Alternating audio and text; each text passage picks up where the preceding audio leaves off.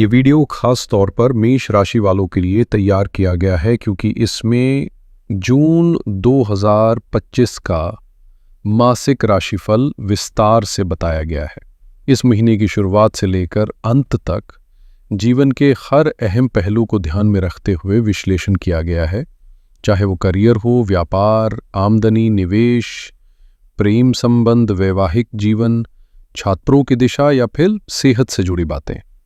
हर क्षेत्र में संभावनाओं और चुनौतियों की झलक मिलती है और वीडियो के आखिर में कुछ असरदार उपाय भी साझा किए जाते हैं जो इस महीने को और अधिक फलदायी बना सकते हैं। अगर आपकी लग्न या चंद्र राशि मेष है तो ये राशिफल आपके लिए उपयोगी साबित हो सकता है। जहां बातें आपसे जुड़ती नजर आए वहां ज्यादा ध्यान दें। मेरी सलाह है कि यदि आपको अपनी लग्न राशि पता है तो उसी आधार पर राशिफल देखें, लेकिन यदि नहीं मालूम तो चंद्र राशि को भी मार्गदर्शन के रूप में ले सकते हैं। अब बात करते हैं जून की शुरुआत की, जहां ग्रहों की गतिविधियों में बड़ा बदलाव देखने को मिलेगा और यही बदलाव आपके जीवन की दिशा तय करने में अहम भूमिका निभा सकते हैं। 31 मई को शुक्र का जो राशि परिवर्तन हुआ उसका असली असर आपको जून में देखने को मिलेगा, क्योंकि शुक्र सीधे आकर आपके लग्न भाव में विराजमान हो गए हैं। और जब कोई ऐसा शुभ ग्रह जो स्वयं आपके लिए धन और रिश्तों का स्वामी हो लग्न में प्रवेश करता है तो उसका प्रभाव सिर्फ बाहरी नहीं बल्कि जीवन के हर कोने में गहराई से महसूस होता है। करियर में तेजी, बिजनेस में मुनाफा और निजी जीवन में स्थिरता, सब कुछ धीरे धीरे एक सकारात्मक दिशा में बढ़ता नजर आएगा। ये स्थिति राजयोग के निर्माण की है, क्योंकि केंद्र का स्वामी जब केंद्र में आता है तो सम्मान, पदोन्नति और मान्यता जैसे फल स्वाभाविक रूप से मिलने लगते हैं। खास बात यह है कि सप्तम भाव से यह स्थिति आपकी सामाजिक पहचान और वैवाहिक संभावनाओं को भी नई दिशा दे सकती है। शुक्र को धन और वैभव का प्रतीक माना जाता है और जब वो स्वयं लक्ष्मी स्वरूप होकर लग्न में आता है तो जीवन में ठहराव की जगह समृद्धि कदम रखने लगती है। तो यदि अब तक विवाह अटका था, प्रॉपर्टी या वाहन खरीदने में अड़चन आ रही थी या घर के नवीनीकरण की योजना बार बार टल रही थी, तो अब ये सारे काम गति पकड़ सकते हैं, क्योंकि इस बार शुक्र केवल आपके कुंडली में नहीं, आपके भाग्य के दरवाजे पर दस्तक देने आए। शुक्र के गोचर से मिलने वाले सकारात्मक प्रभाव जीवन के कई पहलुओं में नजर आएंगे, लेकिन इसके साथ कुछ सावधानियों की भी जरूरत होगी। अब बात करें 6 जून को हुए एक और महत्वपूर्ण गोचर की, लेकिन उससे पहले जान लें कि लग्न पर अभी भी केतु की दृष्टि बनी हुई है जो सीधे शुक्र को भी प्रभावित कर रही है। और जब केतु का प्रभाव शुक्र पर होता है तो भले ही अविवाहित लोगों के लिए विवाह के योग बने, वहीं विवाहित जीवन में कुछ भ्रम, दूरी या भावनात्मक उलझनें भी देखने को मिल सकती हैं। इसलिए रिश्तों में पारदर्शिता बनाए रखना और अनावश्यक बहसों से बचना इस समय बेहद जरूरी होगा। अब बात करें 6 जून को हुए बुध के गोचर की, तो बुध अब आपके तीसरे भाव में प्रवेश कर चुके हैं और खास बात यह है कि वे यहां स्व राशि में हैं, यानी अपनी ही राशि में, जो उन्हें और भी अधिक प्रभावशाली बना देता है। तीसरा भाव साहस, प्रयास, संचार और छोटे भाई बहनों से जुड़ा होता है और यहाँ बुध का होना आपके विचारों में स्पष्टता, संवाद में असर और आत्मविश्वास में बढ़ोतरी लाएगा। साथ ही वे गुरु के साथ संयोग में हैं, जिससे ये प्रभाव और भी शुभ बन जाते हैं। ये समय है जब आपकी बातचीत से लोग प्रभावित होंगे और आपके विचारों को सम्मान मिलेगा।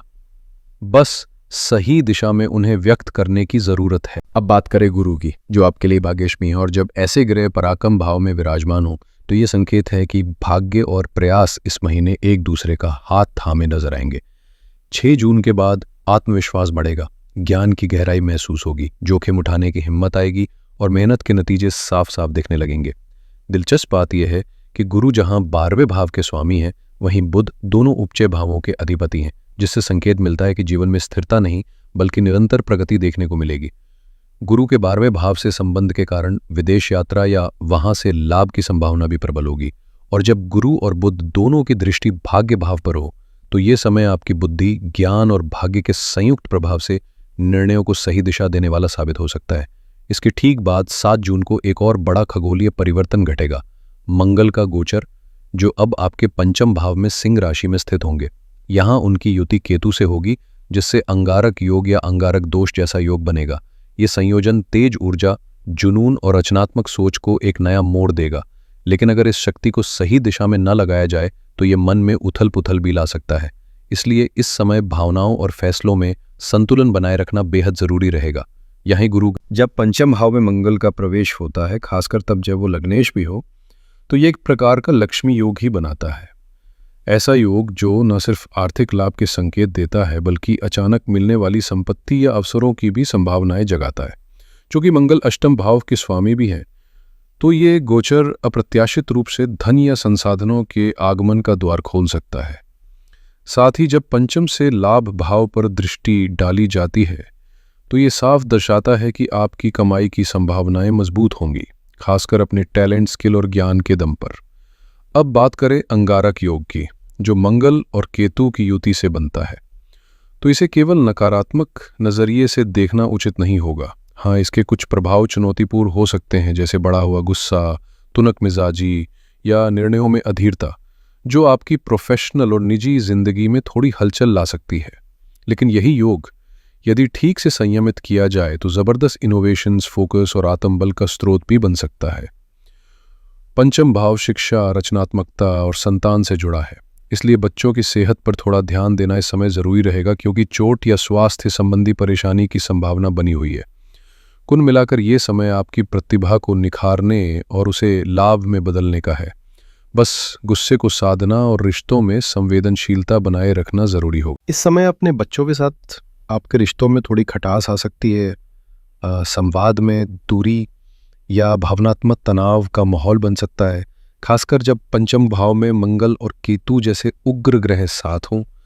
ये युति आपके स्वभाव में चिड़चिड़ापन और जल्दबाजी ला सकती है, जो न सिर्फ पारिवारिक रिश्तों को प्रभावित करेगी, बल्कि निजी और प्रोफेशनल संबंधों पर भी असर डालेगी। ऐसे में बेहद जरूरी है कि आप अपने गुस्से और प्रतिक्रियाओं पर नियंत्रण रखें। मंगल की दृष्टि अष्टम, एकादश और द्वादश भाव पर पड़ रही है, जिससे संकेत मिलता है कि एक और अचानक होने वाले बदलाव या छुपे हुए स्रोतों से आर्थिक लाभ हो सकता है, विशेषकर उनके लिए जो रहस्यमयी क्षेत्रों, रिसर्च, गुप्त वित्तीय कार्यों या तकनीकी क्षेत्रों में सक्रिय है। वहीं दूसरी ओर इस गोचर का असर खर्चों में अचानक बढ़ोतरी और मानसिक दबाव के रूप में भी सामने आ सकता है।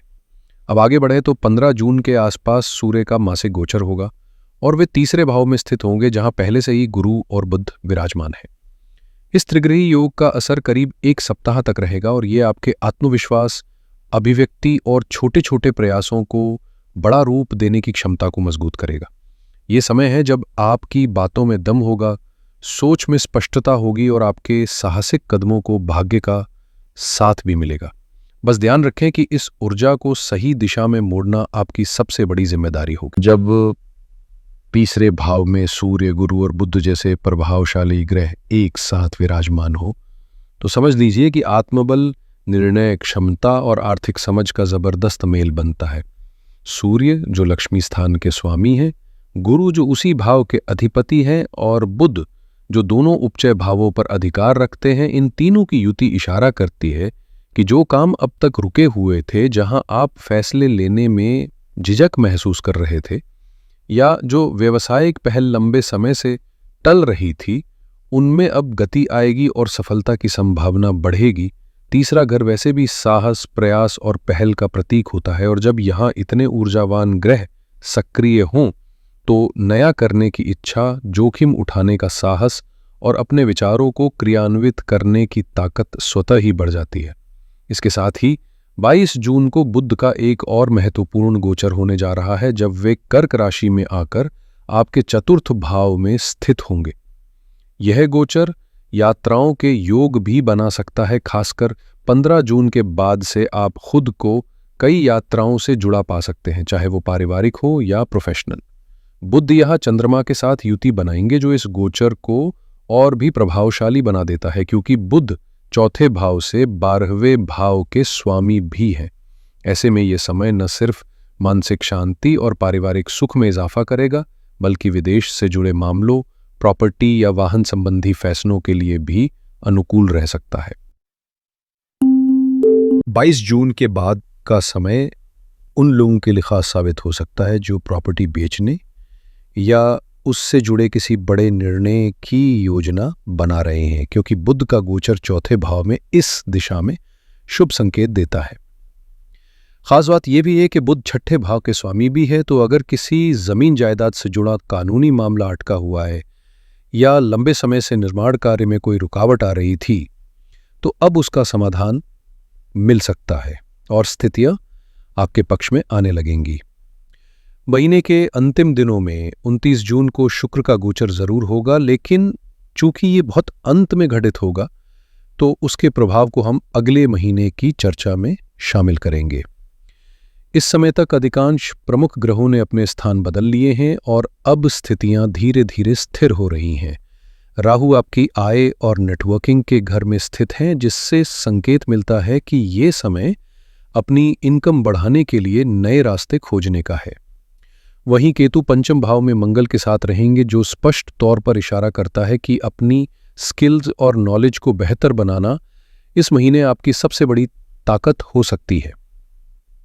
बृहस्पति का तीसरे भाव में होना लगातार आपको नए प्रयोगों और रचनात्मक प्रयासों की ओर प्रेरित करता रहेगा, जबकि शनि का 12वें घर में होना आपको भीतर से जोड़ने, आत्ममंथन और आध्यात्मिक यात्रा की ओर भी ले जा सकता है। कुल मिलाकर जून का महीना आपके लिए कई अवसरों, आत्मविकास और ठोस निर्णयों से भरा हुआ रहेगा। बस जरूरत है थोड़ी सूझबूझ और सही दिशा में कदम बढ़ाने की। इस महीने जो भी बदलाव आपके जीवन में दस्तक दे रहा है, वे किसी न किसी रूप में आपको बेहतर बनाने ही आए हैं। बस जरूरत है नेगेटिविटी से थोड़ा दूरी बनाए रखने की। जून का समय आपको आध्यात्मिकता और आस्था की ओर खींचेगा, और जैसे जैसे आप पूजा पाठ, ध्यान या किसी भी धार्मिक गतिविधि में संलग्न होंगे, वैसे वैसे आपके भीतर का सुकून और स्पष्टता बढ़ती चली जाएगी। यह महीना एक तरह का आंतरिक कायाकल्प लेके आया है। ट्रांसफॉर्मेशन का समय है, जहां आप खुद को नई नज़र से देख पाएंगे। अगर किसी कानूनी मामले में फंसे थे या लंबे समय से न्याय की प्रतीक्षा कर रहे थे, तो अब आपको राहत मिल सकती है। इस समय अपने रीति रिवाजों, मूल्यों और पारिवारिक परंपराओं को समझने और उन्हें अपनाने की कोशिश कीजिए, क्योंकि यही आपकी जड़ों को मजबूती देंगे। जून आपको कई अधूरी इच्छाओं को पूरा करने का अवसर भी देगा, और राहु के प्रभाव से नए अवसरों की प्राप्ति संभव है, जबकि केतु की उपस्थिति ज्ञान की गहराई तक ले जाएगी। जिंदगी के हर पहलू में आपको नयापन और जोड़ने का अवसर मिलेगा। नए अनुभव, नए लोग और नए नजरिए। हाँ, कुछ चीजें संभालने लायक है, जैसे फालतू की बहसों में पड़ना, बेवजह का ओवर थिंकिंग, अव्यवहारिक फैसले, गुस्से का विस्फोट, घर में अशांति फैलाना या अपनी मेंटल हेल्थ की अनदेखी करना। ये सब आपके ग्रोथ को रोक सकते हैं। इसीलिए अपनी ऊर्जा को सहेजिए और उसे सही दिशा में लगाइए, क्योंकि जून आपके लिए बहुत कुछ नया लेके आया है। बस जरूरत है सदे हुए कदमों और सकारात्मक दृष्टिकोण की। अगर समग्र रूप से देखा जाए तो जून का महीना आपके लिए जीवन के कई क्षेत्रों में सकारात्मकता और उन्नति की सौगात लेके आया है। खासकर करियर के लिहाज से यह समय बेहद अनुकूल है।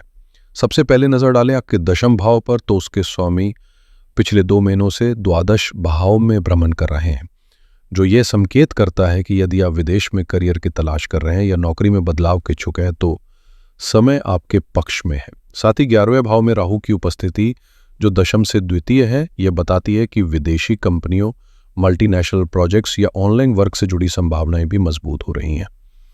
31 मई को शुक्र का लग्न में प्रवेश और फिर उनका दृष्टि से सप्तम भाव को देखना, जो कि उनका ही स्वाभाविक घर है, आपके प्रोफेशनल फ्रेम को और भी मजबूती प्रदान करता है।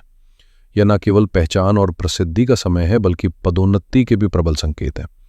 इसके अलावा जब बुध तीसरे भाव में आकर गुरु के साथ युति करेंगे, तो यह न सिर्फ ट्रांसफर का योग बनाता है, बल्कि यह प्रमोशन और नई जिम्मेदारियों के साथ आपके कामकाजी जीवन में एक नया अध्याय भी शुरू कर सकता है। कई बार तो ऐसा भी देखा गया है कि ट्रांसफर के साथ ही पदोन्नति भी मिलती है, और यही संभावना इस महीने आपके लिए भी बन रही है। यहाँ से बुध नवम भाव, जो बृहस्पति का अपना स्वग्रह है, को देखेंगे, और क्योंकि बुध तीसरे घर में आकर उपचयी भाव में पहुंच गया है, तो ये संकेत देता है कि नई स्किल सीखने, नए रोल संभालने और करियर में बदलाव के लिए अनुकूल समय है। इसके बाद मंगल का गोचर भी होने वाला है, जो 10वें भाव से हटकर पंचम भाव में जाएगा। मंगल का ये बदलाव अच्छी खबर है, क्योंकि लंबे समय से वो 10वें घर में नीच स्थिति में था, जिससे कुछ अड़चनें बनी थी। पंचम भाव में मंगल का आना नए अवसरों और रचनात्मकता का प्रतीक है, खासकर जब वो आपके लग्नेश के रूप में काम करता है। हालांकि जिन लोगों की दशा अंतर्दश में वक्री मंगल, केतु, वक्री बृहस्पति या शनि चल रहे हैं, उनके लिए सावधानी जरूरी है, क्योंकि उनके करियर में अनिश्चितता या जॉब लॉस की संभावना बनी रह सकती है। इसलिए यह जरूरी है कि वे अपनी वर्तमान ग्रह दशा को ध्यान से समझें और जोखिम भरे फैसले लेते वक्त सतर्कता बरतें, क्योंकि इस समय थोड़ी भी लापरवाही भविष्य में मुश्किलें खड़ी कर सकती है।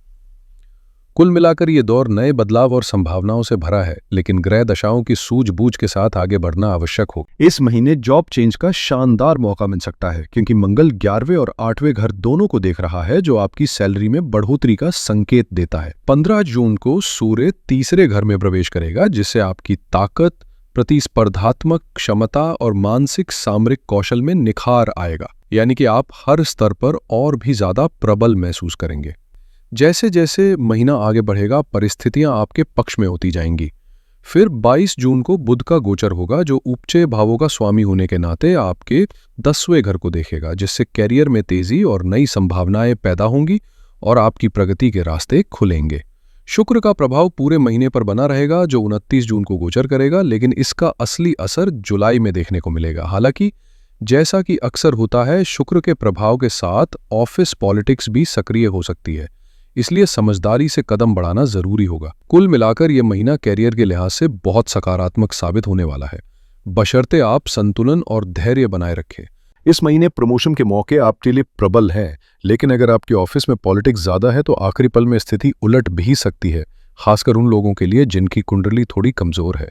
इसलिए सकारात्मक सोच बनाए रखना बेहद जरूरी है, क्योंकि आपके लिए अच्छे समाचार और मान्यता के अवसर बन रहे हैं। इस समय आपको अपने काम में संतुष्टि भी मिलेगी और सहयोग भी मिलेगा। बस ज्यादा सोच विचार में फंसने के बजाय अपनी ऊर्जा कार्यक्षेत्र पर केंद्रित करें और काम को सही तरीके से लागू करें। चीजों को सहजता से समझकर हल्का फुल्का रखिए, बहुत बड़े सपने देखने से बचिए और कभी कभी तुरंत निर्णय लेने के लिए तैयार रहिए।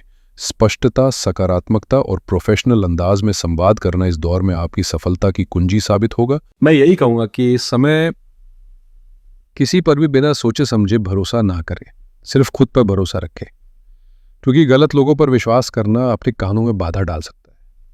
अगर आप सावधानी बरतेंगे तो यह महीना आपके लिए काफी फलदायक साबित होगा। अब बात करते हैं बिजनेस की। इस महीने की स्थिति देखने पर स्पष्ट होता है कि बिजनेस के लिए समय बेहद अनुकूल है। सप्तम भाव, जो बिजनेस का घर होता है, उसके स्वामी आपके लग्न में आकर राजयोग बना रहे हैं और वहीं से सप्तम भाव को देख रहे हैं, जो साफ साफ बताता है कि बिजनेस में विस्तार और प्रगति के मजबूत संकेत है। राहु और गुरु दोनों का सप्तम भाव पर प्रभाव आपके व्यापार में तेजी लाने वाला है। साथ ही मंगल का 7वें भाव पर प्रभाव लगभग 7 तारीख तक रहेगा, जो बिजनेस में न केवल व्यस्तता बढ़ाएगा बल्कि नए बदलाव और अवसर भी लेकर आएगा। इसलिए इस महीने अपने बिजनेस को विस्तार देने के लिए पूरी ताकत से प्रयास करें, क्योंकि यह समय आपके लिए सुनहरे अवसर लेकर आया। 22 तारीख के बाद कार्यक्षेत्र और बिजनेस में दूपचे भावों के स्वामियों के प्रवेश से स्पष्ट उन्नति देखने को मिलेगी, जिससे यह महीना आपके लिए काफी फायदेमंद साबित होगा। हालांकि अंगारक दोष का थोड़ा असर रहेगा, इसलिए सावधानी बरतना जरूरी है ताकि अनावश्यक समस्याओं से बचा जा सके। गुरु का प्रभाव लंबे समय तक बना रहेगा, जो आपके भाग्य को मजबूत करेगा, लेकिन चूंकि वे 12वें घर के स्वामी भी है, इसलिए खर्चों पर नियंत्रण बेहद महत्वपूर्ण होगा ताकि फायदे को नुकसान में ना बदला जाए। कुल मिलाकर यह महीना बिजनेस के लिहाज से सकारात्मक है, लेकिन शुक्र की वजह से धोखाधड़ी और लालच के खतरे बने रहेंगे, खासकर पार्टनरशिप में। इसलिए ऐसे मामलों में जहां आप खुद को फंसा हुआ महसूस करते हैं, सही वक्त आने पर समझदारी से कदम उठाना बेहतर रहेगा। कभी कभी सही समय पर बाहर निकल जाना ही बेहतर होता है, क्योंकि पार्टनरशिप में फंसना नुकसानदेह हो सकता है। इसलिए अपनी स्थिति का ठीक से मूल्यांकन करें और समझदारी से निर्णय लें। इस महीने अपने नियंत्रण को वापस पाना बेहद जरूरी होगा, क्योंकि आपके आसपास कई ऐसे लोग हैं जो दोहरे मिजाज के हो सकते हैं। शायद ये आपके ही कर्मचारी हों जो आपकी बातें सुनते हैं पर अमल नहीं करते।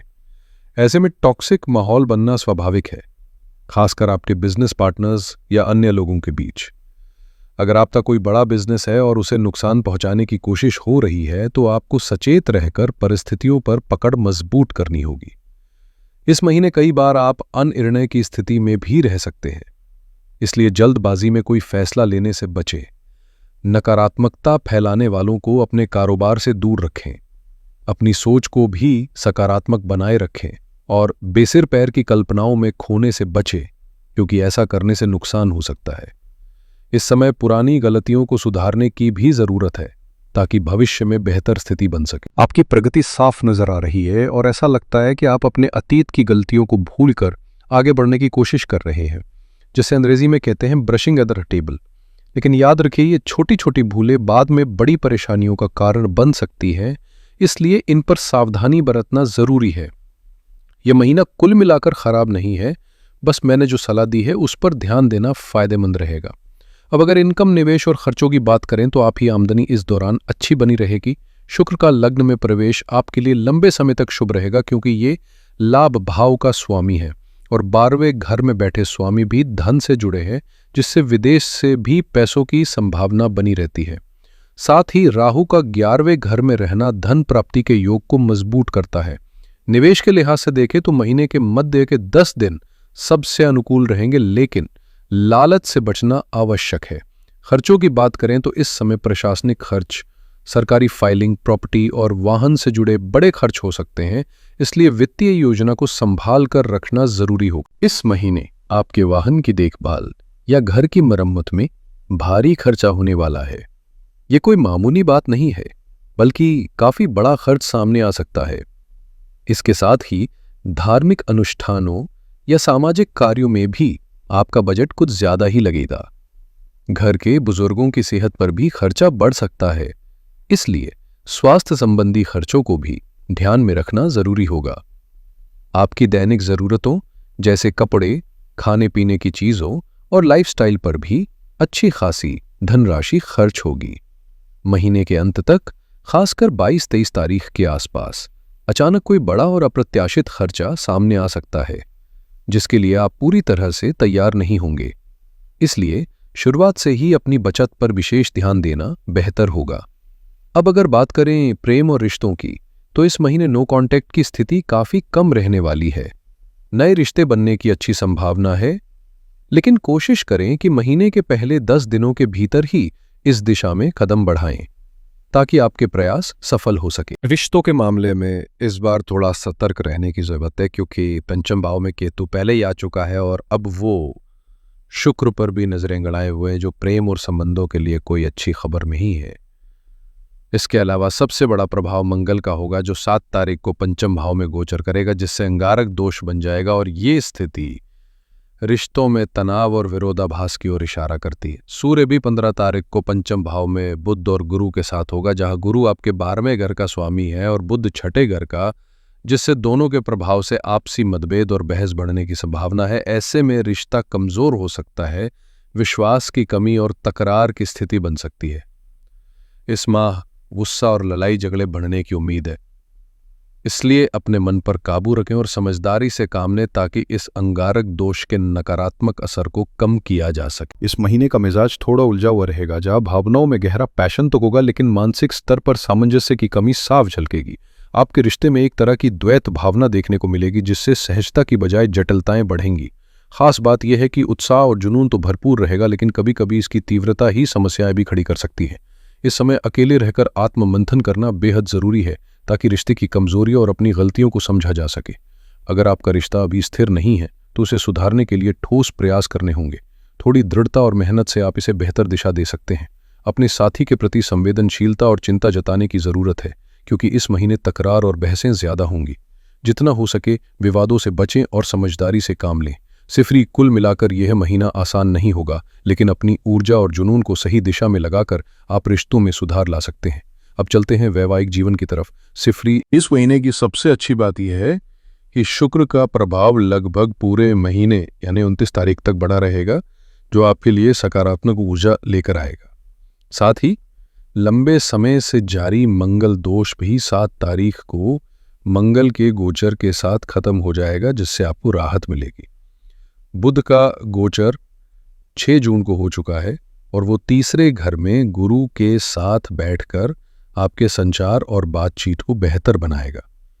वहीं 15 जून को सूर्य का भी तीसरे घर में गोचर होगा, जिससे बहस, झगड़े और अहंकार की टक्कर बढ़ सकती है, खासकर 15 तारीख के बाद।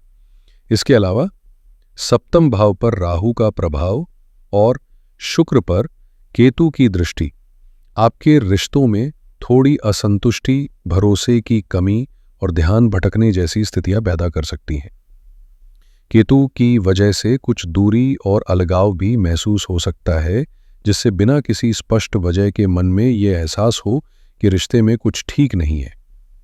ये मनोवैज्ञानिक स्थिति धीरे धीरे वैवाहिक जीवन में गिरावट की शुरुआत कर सकती है। हालांकि मैं ये बिल्कुल नहीं कहूँगा कि ये महीना आपके लिए बुरा होगा।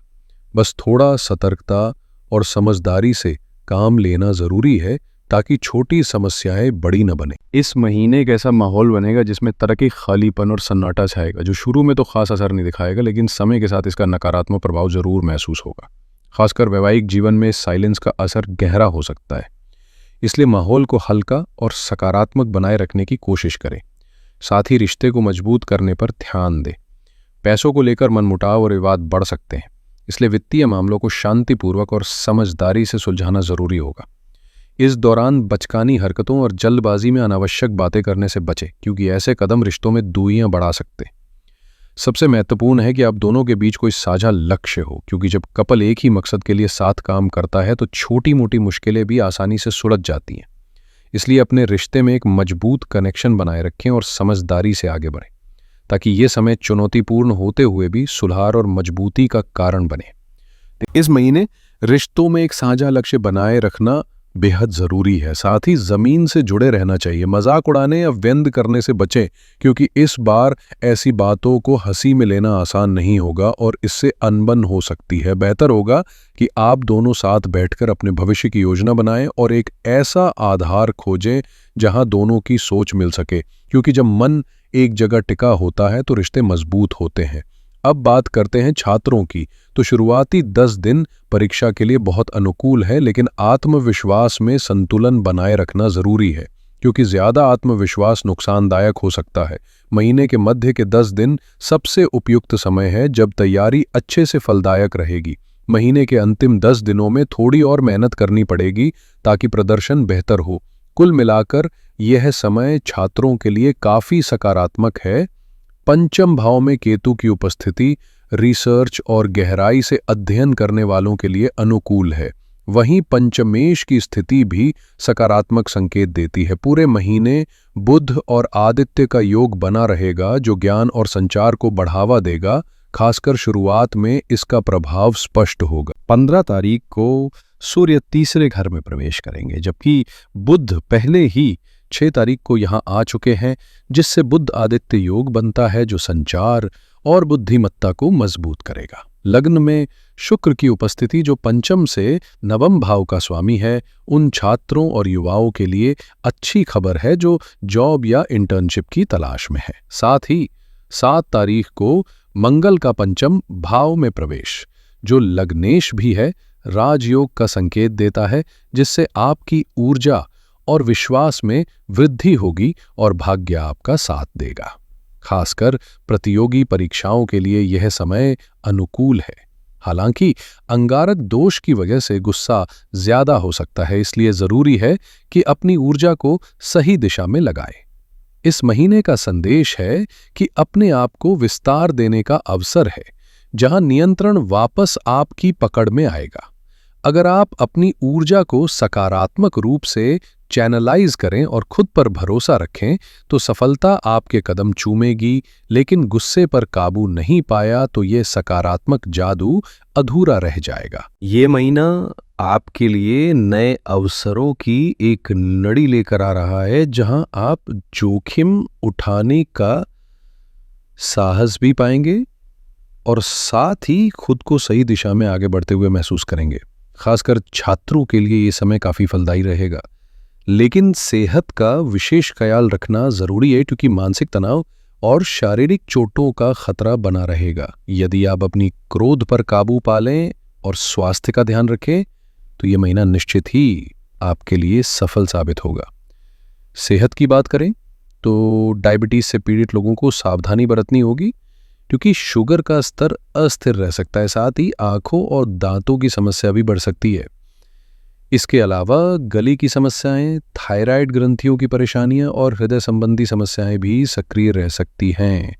एसिडिटी और अपच जैसी परेशानियां भी इस दौरान अधिक हो सकती हैं, इसलिए खान पान में संयम और नियमित डॉक्टर से जांच जरूरी रहेगी। इस महीने के शुरुआती 10 दिन खासतौर पर एसिडिटी, थायराइड की समस्याएं, हार्मोनल असंतुलन और खाद्य जनित संक्रमण जैसी परेशानियां देखने को मिल सकती हैं, जबकि महीने के बीच वाले दिन पेट से जुड़ी दिक्कतें और नीचे की बॉडी में तकलीफें जैसे कमर दर्द आपको खासा परेशान कर सकते हैं।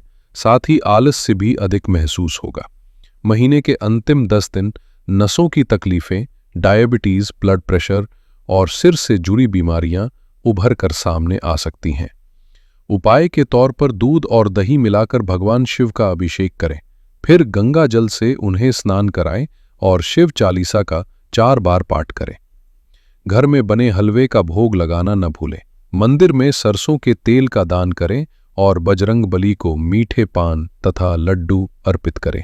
साथ ही बजरंग बाण और हनुमान बजरंग स्तोत्र का एक बार पाठ करें। हनुमान चालीसा की कुछ पुस्तकें मंदिर में रखना भी शुभ रहेगा। इन सरल लेकिन प्रभावशाली उपायों से आपका महीना बेहतर रहेगा। उम्मीद है यह वीडियो आपके लिए मददगार साबित होगी। अगर आप नए हैं तो चैनल सब्सक्राइब करें और वीडियो को लाइक ज़रूर करें। फिर मिलते हैं अगले वीडियो में।